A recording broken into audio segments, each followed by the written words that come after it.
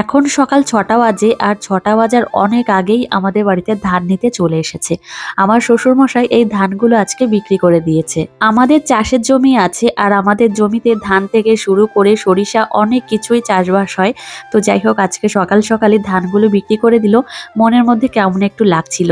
আবার যখন বাড়িতে ফসল আসে তখন মনটাও বেশ ভালো লাগে। এখন আমাদের জমিতে সরিষা লাগিয়েছে। তো যাই হোক আমি, আমার শাশুড়ি মা আর আমার মেয়ে এই ৩ জন মিলে চলে এসেছি রাস্তার পাশে জমিতে।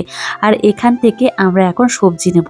জমিটা কদিন আগেই আমার বরমশাই নিয়েছে আর সেই জমিতেই দেখো কত কত সবজি হয়েছে।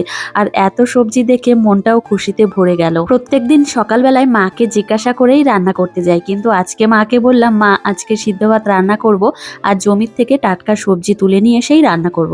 তো এদিকে দেখো সবজি তুলে নিয়ে এসে রান্নাটাও শুরু করে দিয়েছি। সকালের পর থেকে ভিডিওটা আর কন্টিনিউ করা হয়নি। এখন সন্ধ্যা 7:30 মতো বাজে।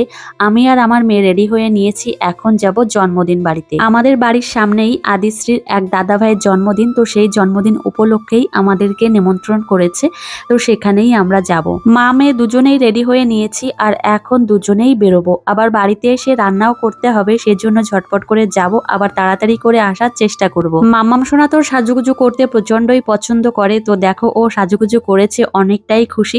আর এদিকে চলে এসেছি এখন জন্মদিন বাড়িতে, আর এখন কেক কাটাও হবে। আর আজ হলো সন্দীপের জন্মদিন আর সন্দীপ এখন কেক কাটছে, আর কেক কাটা হয়েও গেছে আর এখন খাওয়া দাওয়া। তো আদিশ্রী তো কোনো কিছুই খেতে চায় না, তো আমি খেতে বসেছি, কি আর করব। আমার মেয়েটা কোনো কিছুই খেতে চায় না। এখানে অনেক বাচ্চারা রয়েছে যারা নিজে হাতেই খাচ্ছে আর দেখো কত সুন্দর খাচ্ছে, কিন্তু আমার মেয়েটা একদম দূরে দাঁড়িয়ে রয়েছে।